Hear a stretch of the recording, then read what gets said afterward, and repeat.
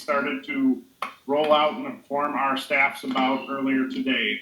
A while back, before I was in as superintendent, we did have a utilization study done to kind of check out what the infrastructure needs were going to be for our buildings going forward into the future.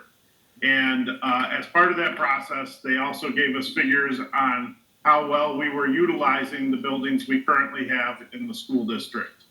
So when we went that process and we got that report back, we started to kind of have an idea of what the needs were going to be going forward.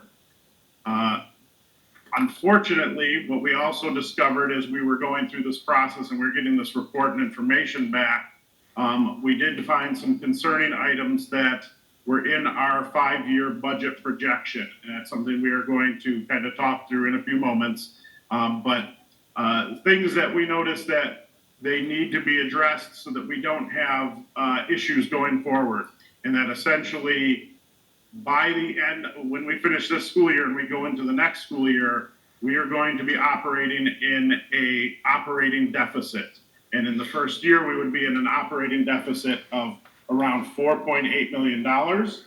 And then by the end of year 5, we would be close to a $6 million operating deficit. Obviously, that is not a place that we want to be as a school district. That is just fiscally irresponsible to continue down that path and have that money coming out of the school district.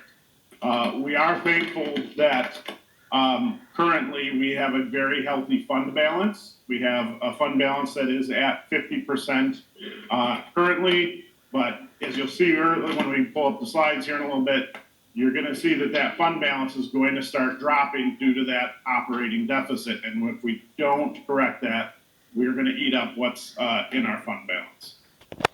So I can pick it up from here. As Mike was talking about how we got here today, the key issue with where we came from is regarding our ESSER III dollars. What we discovered was that our previous administration, what they did was they allocated all $28 million of the ESSER III funds to salaries and benefits.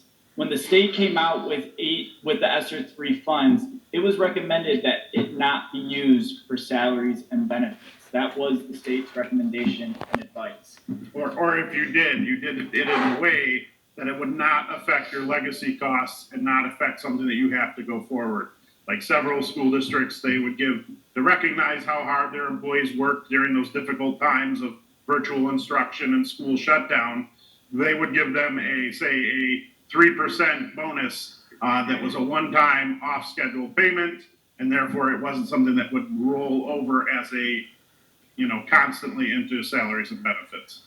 So as we started to uncover a lot of these findings in the district's finances, one of the key things that we wanted to do to make sure that the numbers were accurate was ensure that our auditors review the numbers and the projections that our district was headed in. Our auditors did review and they confirmed that the numbers that we are showing you, which you'll see on the screen momentarily, we can go to that slide. That is what the auditors confirmed our district to be headed towards. So you can see that in the 2021, 2022, 23 school year, our fund balance was positive. In the current school year, we're expected to end with a fund balance of 50.7%. At the end of the ESSER dollars, which again expire in September of 2024, those salaries and benefits that the last administration put in the ESSER III funds have to be absorbed by our general fund.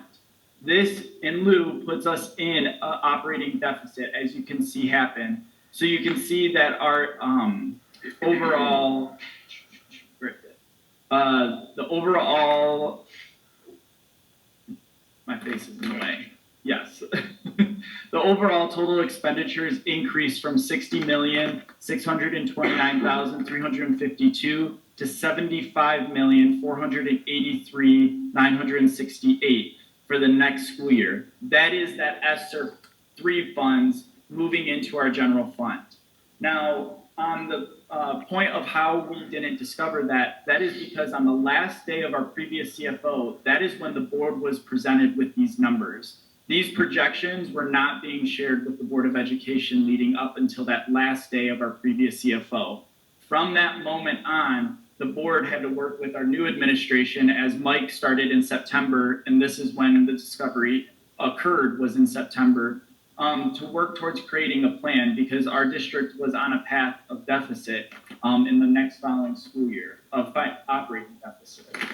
We're very thankful too that Edwina Hill, our new CFO, as she's come on board, she has discovered and noticed that with those ESSER 3 funds, that about 13.8 million of it is what has actually gone out currently. So we are able to rectify and not make this where a whole 28 million would affect that general fund. So we're in the process of reconciling that application for ESSER 3 and making sure that it is accurate to what we report to the state and going forward.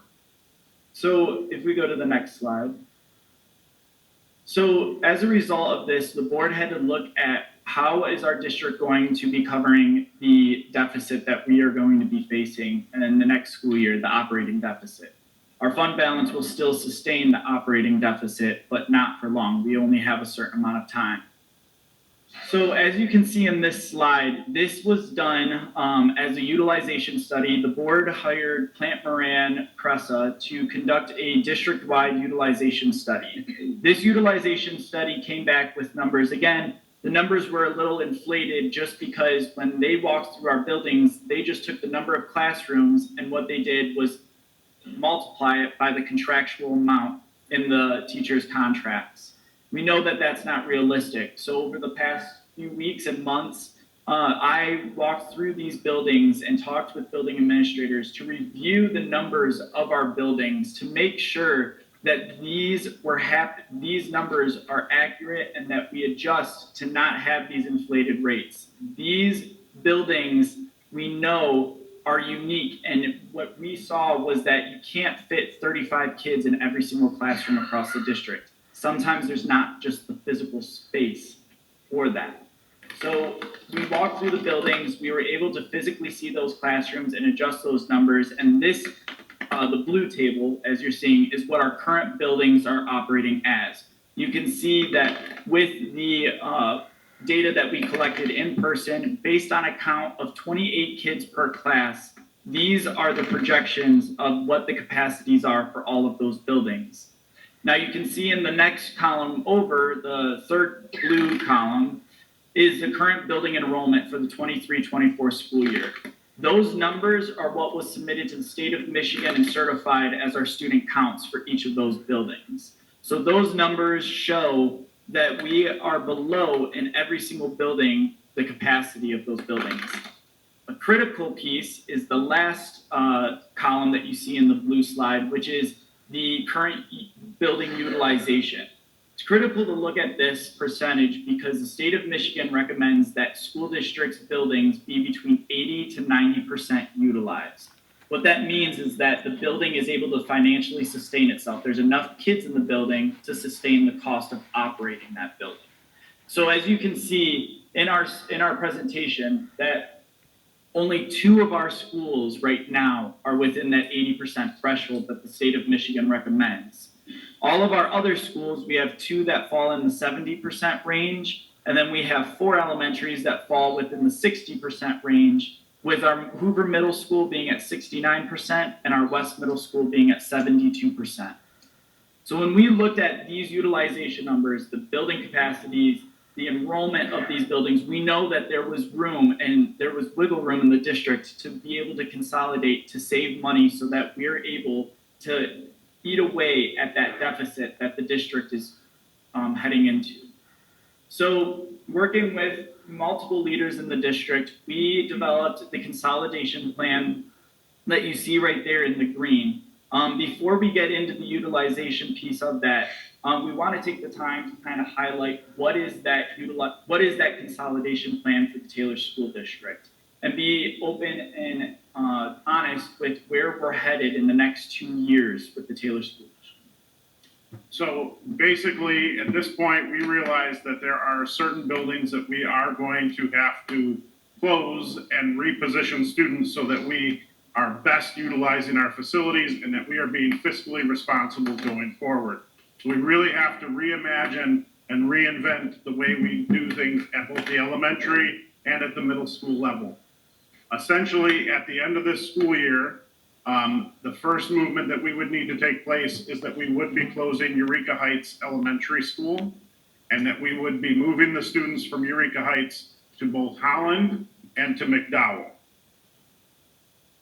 From there, the plan as it currently states that we're putting forth right now, that we are proposing, would be that we are going to move Kenyon Elementary School at the end of this year to Johnson Elementary School, where the Early Childhood Center is, and the Early Childhood Center at Johnson will move to Eureka Heights.